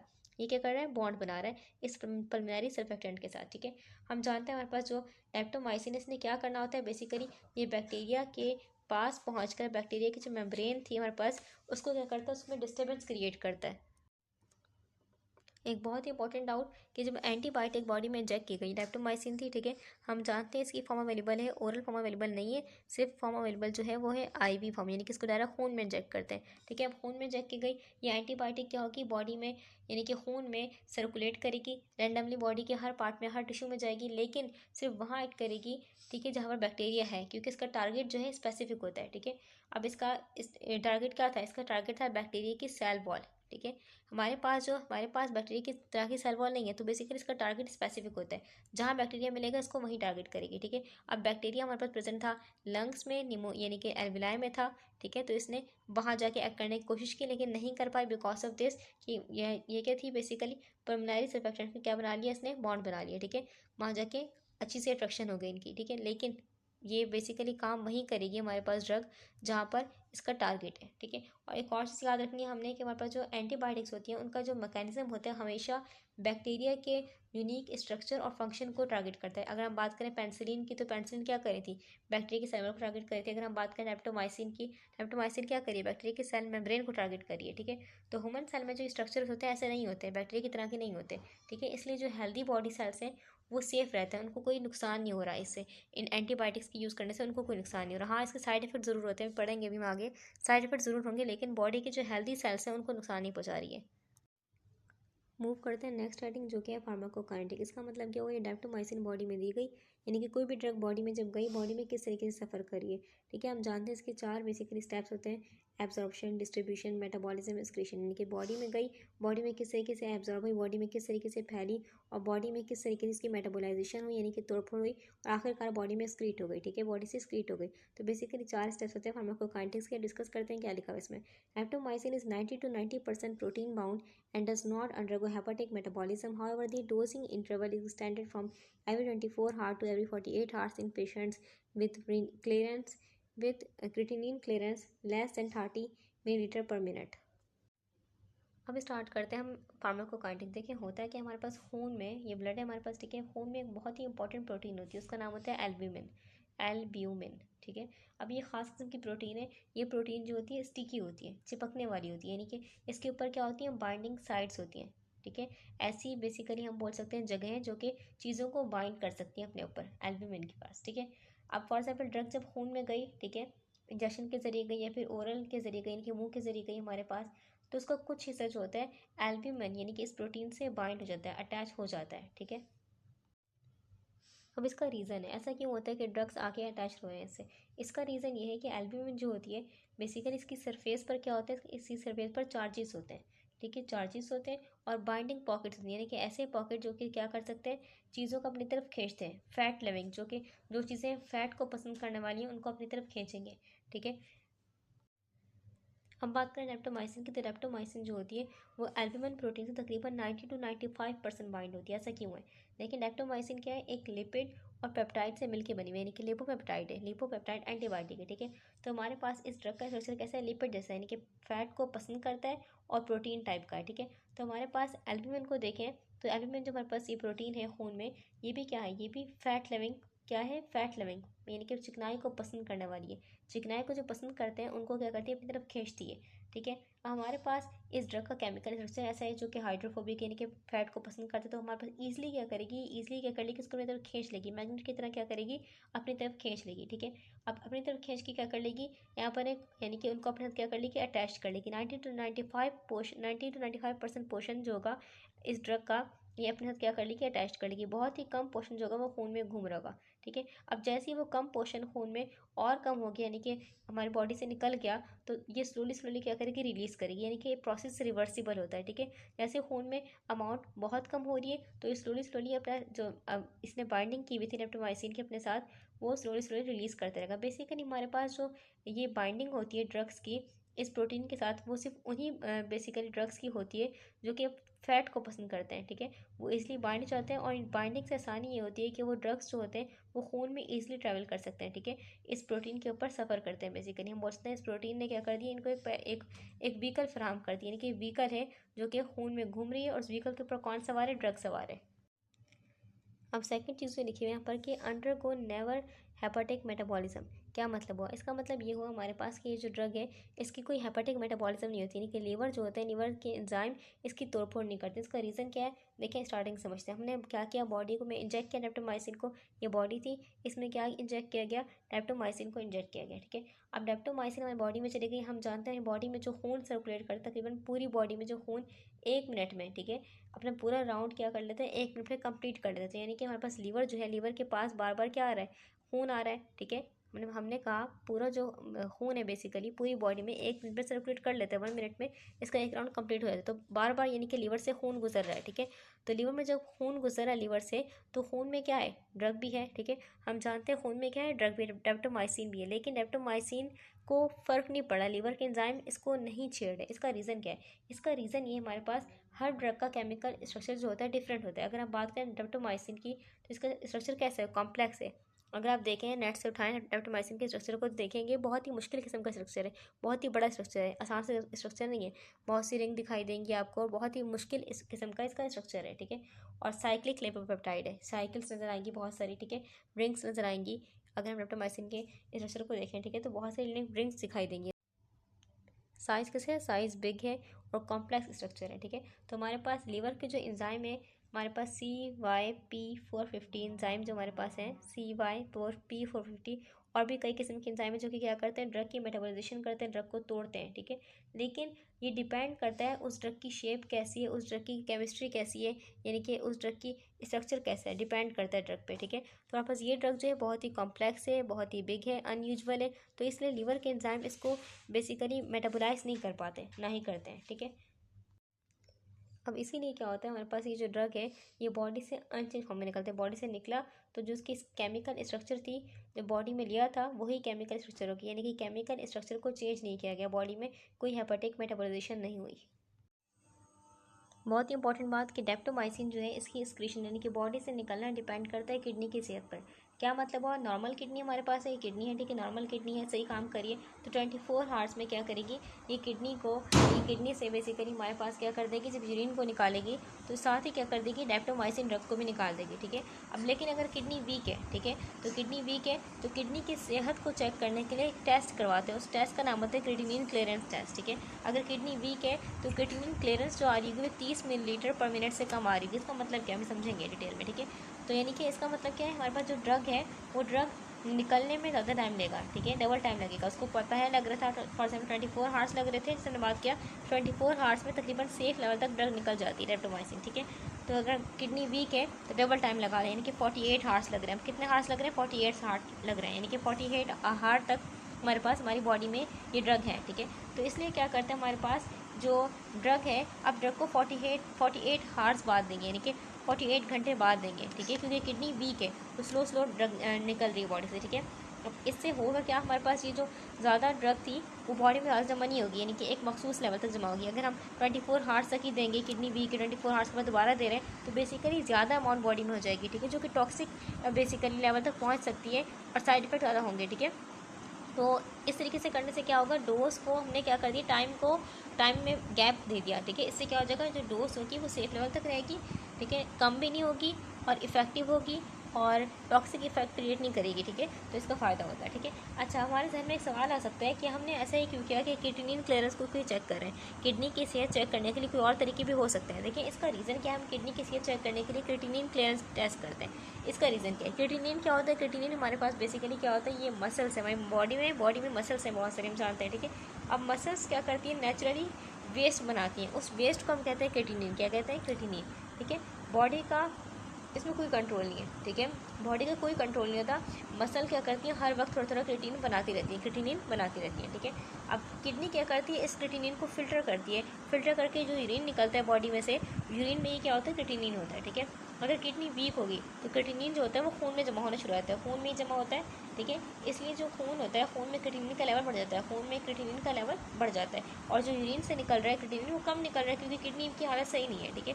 अब हमारे पास जो क्रिएटिनिन क्लियरेंस है, यानी कि तकरीबन 1 मिनट में किडनी क्या करती है, कितना क्रिएटिनिन साफ करती है, तकरीबन 1 मिनट में जो किडनी होती है अगर नॉर्मल सही है, सही काम करिए, तकरीबन 90 से 120 बोल सकती हूँ मैं, 90 से 120 मिलीलीटर, ठीक है, मिलीलीटर क्रिएटिनिन निकालती है 1 मिनट में किडनी, ठीक है, 1 मिनट में।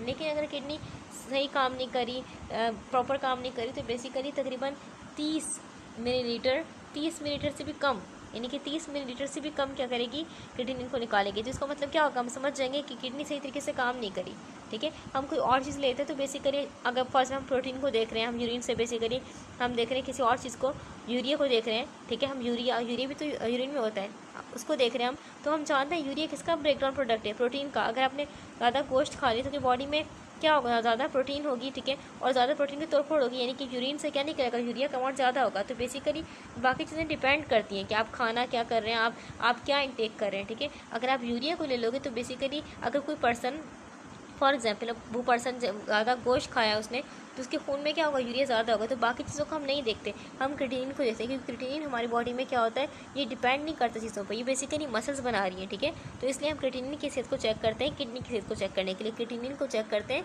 किडनी की सेहत को चेक करने के लिए। आई थिंक ये क्लियर होगा, ठीक है। अच्छा, हमारे पास आगे हम क्या लिखा हुआ है, तो हमने याद रखना है, हमारे पास जो क्रिएटिनिन होता है वो कांस्टेंट रेट में बनता रहता है बॉडी में, ठीक है, और सिर्फ किडनी से ही निकलता है, यूरिन यानी कि यूरिन के जरिए निकलेगा और रैपिडली बढ़ता है, ठीक है। जब किडनी सही तरीके से काम नहीं करे तो खून में इसका लेवल बढ़ जाएगा, ठीक है, अल्टीमेटली बढ़ जाएगा क्योंकि निकलना इसने किडनी से ही है। ठीक है, किडनी सही नहीं काम करी तो ये खून में इसका लेवल बढ़ जाएगा। ठीक है, और ये हमारे पास बेसिकली रैबल टेस्ट, हम इसे भरोसा कर सकते हैं, ये सही तरीका होता है किडनी की हेल्थ को चेक करने का।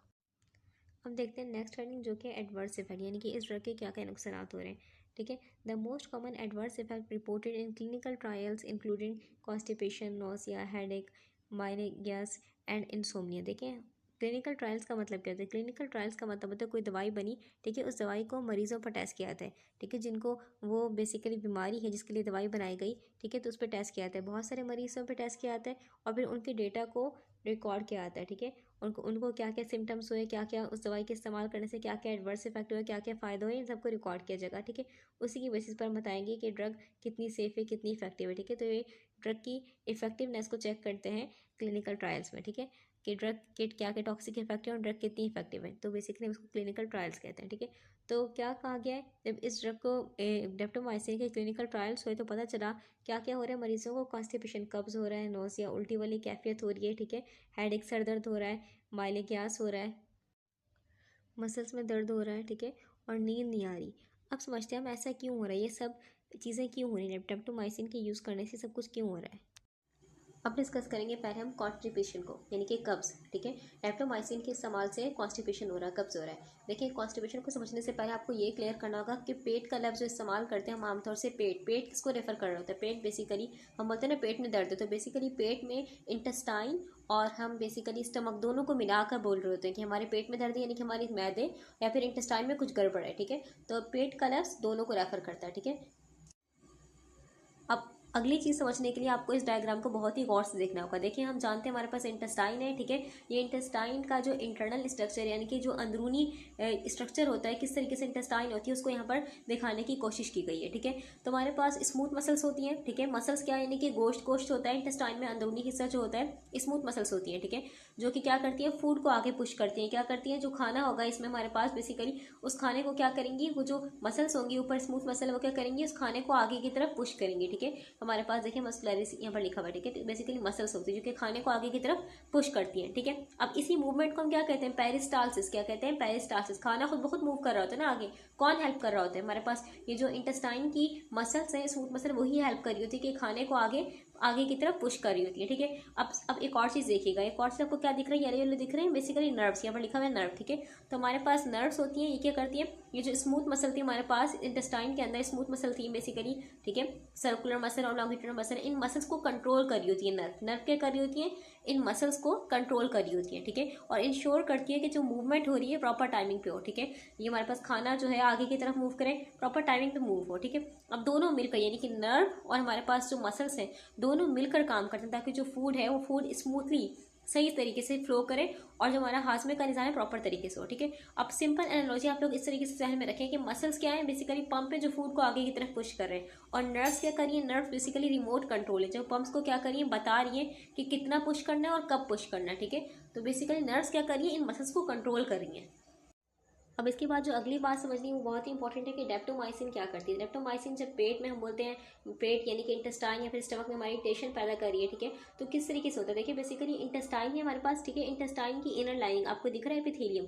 ठीक है, लिखा है एपिथेलियम, तो बेसिकली ये सेंसिटिव किस्म के एपिथेलियम सेल्स होते हैं जो कि जिनकी मेम्ब्रेन जो होती है, मेम्ब्रेन को देखें एपिथेलियम, इनको मेम्ब्रेन को देखें यानी कि लेयर को देखें बाहर की लेयर, तो उसमें क्या होता है, बेसिकली लिपिड होते हैं, क्या होती है, चिकनाई। ठीक है, एपिथेलियम को देखें, इसकी बाहर की लेयर कैसी होगी, बेसिकली चिकनाई होगी। तो डेप्टोमाइसिन क्या करती है, डेप्टोमाइसिन यहाँ पर आके मेम्ब्रेन के साथ क्या करेगी, इंटरेक्शन करेगी, हल्का सा क्या करेगी, इंटरेक्शन करेगी, यानी कि आके अटैच होगी। ठीक है, अब ये हमारे पास ये बेसिकली ऐसा नहीं है कि बैक्टीरिया को डिस्ट्रॉय कर देगी, बल्कि ऐसा नहीं होगा, बल्कि क्या करेगी, जो इंटेस्टाइन हमारे पास इंटेस्टाइन के अंदर की लाइनिंग है, हमने कहा एपिथेलियम की जो बाहर की लेयर है बेसिकली वो लिपिड वाली है, चिकनाई वाली है। तो ठीक है, इंटेस्टाइन की लाइनिंग के साथ अटैच्ड होकर डेप्टोमाइसिन क्या करेगी, हल्का हल्का डैमेज करेगी इस लाइनिंग को, इस एपिथेलियम की बाहर की लेयर को बेसिकली क्या करेगी, हल्का हल्का डैमेज करेगी, इरिटेशन करेगी। ठीक है, हल्का हल्का इरिटेशन करेगी, बिकॉज हमारे पास डेप्टोमाइसिन हम जानते हैं कैसी है, एक एक्टिव मॉलिक्यूल है। ठीक है, अब इससे क्या होगा, हमारे पास हमें इन्फ्लेमेशन, सूजन वाली कैफियत क्रिएट होगी,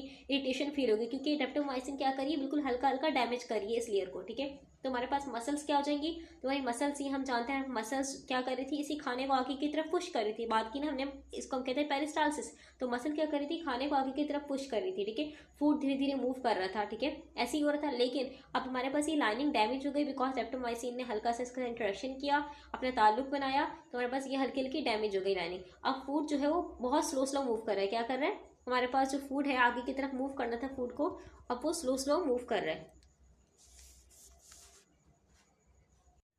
अब मसल क्या हो जाएंगी, मसल थोड़ी स्लो क्या करेंगी, खाने को पुश करेंगे, क्योंकि हमारे पास क्या हुआ है, हमारे पास जो इनर लाइनिंग के इंटेस्टाइन की वो डैमेज हुई हुई, ठीक है।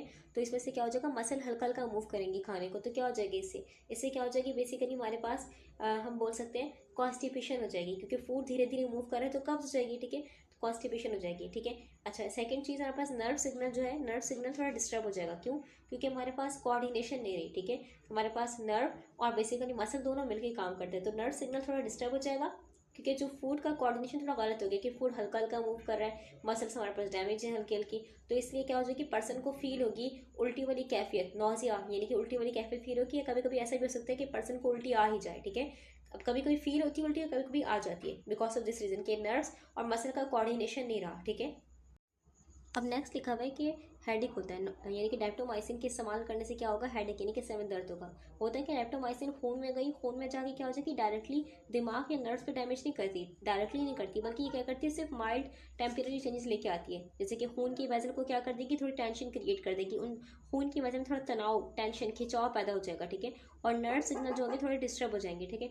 तो हमारे पास जो दिमाग है, दिमाग इसको महसूस कर लेगा, दिमाग महसूस कर लेगा कि खून की वेसल क्या हो चुकी है, उनमें तनाव आ चुका है, टेंशन आ चुका है, और नर्व सिग्नल थोड़ा डिस्टर्ब है, दिमाग ने फील कर लिया, ठीक है। अब दिमाग में क्या करता है, बेसिकली दिमाग जो होता है पेन सिग्नल को कंट्रोल करता है और खून के फ्लो को भी कंट्रोल करता है, ठीक है। तो आपके पास अगर खून की वेसल में टेंशन क्रिएट हुई, ठीक है, या फिर ऐसा कुछ हुआ, नर्व इम्बैलेंस हो गया, ठीक है, तो हमारे पास बेसिकली पर्सन को क्या फील होगा, हेडेक फील होगा, क्योंकि दिमाग ने इस चीज़ को फील कर लिया है और दिमाग ने इसके बदले में क्या दिया, रिस्पॉन्स दिया है। तो पर्सन को क्या फील होगा, हेडेक, सर में दर्द फील होगा, क्योंकि हमारे पास जो नर्व सिग्नल है एबनॉर्मल हो गए, ठीक है।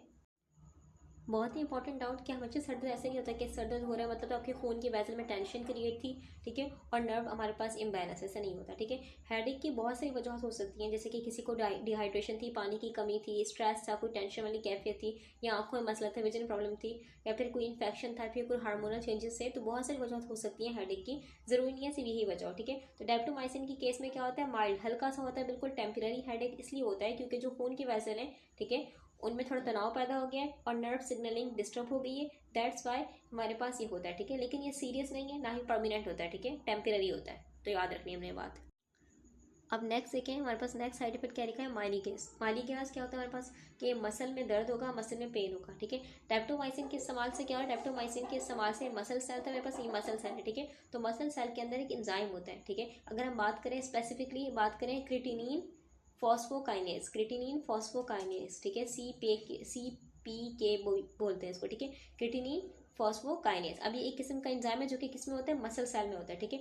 तो हमारे पास डेप्टोमाइसिन जो इस्तेमाल की थी आपने, वो मसल सेल के अंदर जो ये एंजाइम है इसको अफेक्ट करती है, हल्का से अफेक्ट करती है, टेम्पररी अफेक्ट यानी कि मुतासर करती है, ठीक है। अब इस एंजाइम को, ये एंजाइम बेसिकली क्या करते हैं, ये एंजाइम जो होते हैं मसल सेल में, जो मसल सेल है आपस, ठीक है, तो मसल सेल में एनर्जी बनाने और रिपेयर वगैरह, मसल में कोई डैमेज हो गया तो मसल में एनर्जी बनाने और रिपेयर वगैरह का काम भी हमारे पास ये एंजाइम करता है, ठीक है। अब जब ये एंजाइम थोड़ा डिस्टर्ब हो गया क्योंकि डेप्टोमाइसिन ने इसको हल्का से डिस्टर्ब कर दिया, तो मसल में क्या होगा, हल्का सा दर्द होगा, मसल दर्द यानी कि मसल में पेन फील होगा, थकन फील होगी, ठीक है, या मसल में स्टिफनेस यानी कि सख्ती आ सकती है, सख्त हो जाएंगे, ठीक है, तो स्टिफनेस फील होती है, ठीक है, बिकॉज ऑफ दिस।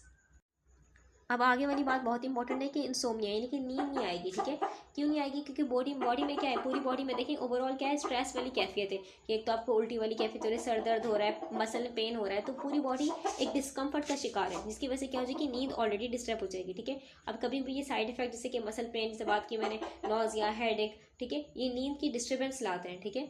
तो बस वही बात लिखी हुई, इंसोम्निया हो जाएगा यानी कि नींद डिस्टर्ब हो जाएगी। आगे देखिए, आगे क्या लिखा हुआ है, increased hepatic transaminases and also elevation in creatinine phosphokinases occurred, suggesting weekly monitoring of these enzymes while the patient is receiving daptomycin. अब ये डिस्कस कर लेते हैं इंक्रीज हेपाटिक ट्रांसएमिनेसिस। देखिए हेपाटिक का क्या वर्ड कंसीडर कर रहा है, बेसिकली बता रहे हैं हमें लीवर से रिलेट कर रहे हैं, ठीक है। तो हमारे पास ये एंजाइम जो हेपाटिक ट्रांसएमिनेसिस एंजाइम है, ये कहाँ होंगे, लीवर के अंदर होंगे, ठीक है, लीवर सेल के अंदर होंगे और केमिकल रिएक्शन के लिए केमिकल रिएक्शंस कर रहे होंगे, जैसे कि प्रोटीन बनाना, जैसे कि एनर्जी वगैरह बनाना, उनमें हेल्प कर रहे होंगे। अब जब लीवर सेल हमारे पास लीवर सेल है, ये स्ट्रेस में है, ठीक है, डेप्टोमाइसिन ने हल्का सा इसको क्या कर दिया, थोड़ा सा डैमेज कर दिया, ठीक है। ये टेम्पररी होता है, कुछ वक्त के लिए होगा जब हम दवाई इस्तेमाल करें। डेप्टोमाइसिन ने क्या कर दिया, इस लीवर के सेल को स्ट्रेस, इसके अंदर तनाव वाली कैफियत ले आया, इसको हल्का सा डैमेज कर दिया, ठीक है। अब ये एंजाइम्स होंगे, जो एंजाइम हमारे पास लीवर के सेल में थे, ठीक है, ट्रांसएमिनेसिस एंजाइम, ठीक है, ये क्या चले जाएंगे हमारे पास, ये स्ट्रेस में आ गए और कहाँ चले गए, खून में, कहाँ चले गए, आसपास जो खून था खून में रिलीज हो गया, ठीक है। अब खून का टेस्ट करेंगे, उसमें जो हेपेटिक ट्रांसएमिनेसिस एंजाइम है हाई दिखाई देंगे, तो उसका मतलब क्या होगा, हम समझ जाएंगे डेप्टोमाइसिन क्या करे, डेप्टोमाइसिन लीवर के सेल को अफेक्ट करे और लीवर के सेल के आ गए स्ट्रेस में आ गए, दैट्स वाई हमारे पास जो एंजाइम थे वो लीवर के सेल से कहाँ चले गए, खून में चले गए, ठीक है। तो हमारे पास इसीलिए थोड़ा सा हमें एक्स्ट्रा दिखाई देंगे, ये एंजाइम खून में एक्स्ट्रा दिखाई देंगे, हाई लेवल दिखाई देगा। तो ये क्या बेसिकली बता रहे हैं हमें कि स्ट्रेस वाली कैफे के अंदर, ठीक है, एंजाइम हाई दिख रहे हैं, टेम्पररी होगा, ठीक है, माइल्ड होगा, इसलिए मॉनिटरिंग की जरूरत होती है, ठीक है। तो सिंपल इस तरीके से समझे, लीवर क्या है, बेसिकली एक फैक्ट्री है, उसमें एंजाइम क्या है, एंजाइम जो बेसिकली है फैक्ट्री के वर्कर से काम करें। अगर फैक्ट्री बहुत ओवर स्ट्रेस हो गई, ठीक है, तो वर्कर्स क्या हो जाएंगे, वर्कर जो थे काम करते टेम्पररी क्या हो जाएंगे, बाहर चले जाएंगे, उस एरिया से कहाँ चले जाएंगे, बाहर चले जाएंगे। खून टेस्ट में क्या दिखाई देंगे, हाई दिखाई देंगे। और बाकी हमने बात ये ऑलरेडी कर ली है कि हमारे पास कि creatinine phosphokinase basically muscle cell में होता है, ठीक है, तो हमारे पास मसल सेल में भी क्या हो जाएगी, स्ट्रेस वाली कैफियत हो जाएगी, ठीक है। तो हमने ये डिस्कस कर लिया, ठीक है। आगे चले, although no clinically significant interaction have been identified, it is recommended to temporarily discontinue 3-hydroxy 3-methyl glutaraldehyde coenzyme reductase inhibitor statins while receiving daptomycin due to potential for additive muscle toxicity। तो statins क्या होता है, देखिए statins लिखा हुआ है, statins मतलब क्या होता है, वो दवाइयाँ जो कि क्या करती हैं, कोलेस्ट्रॉल के लेवल को कम करती हैं, ठीक है, कोलेस्ट्रॉल को क्या करती हैं, कम करती हैं स्टैटिन्स, ठीक है।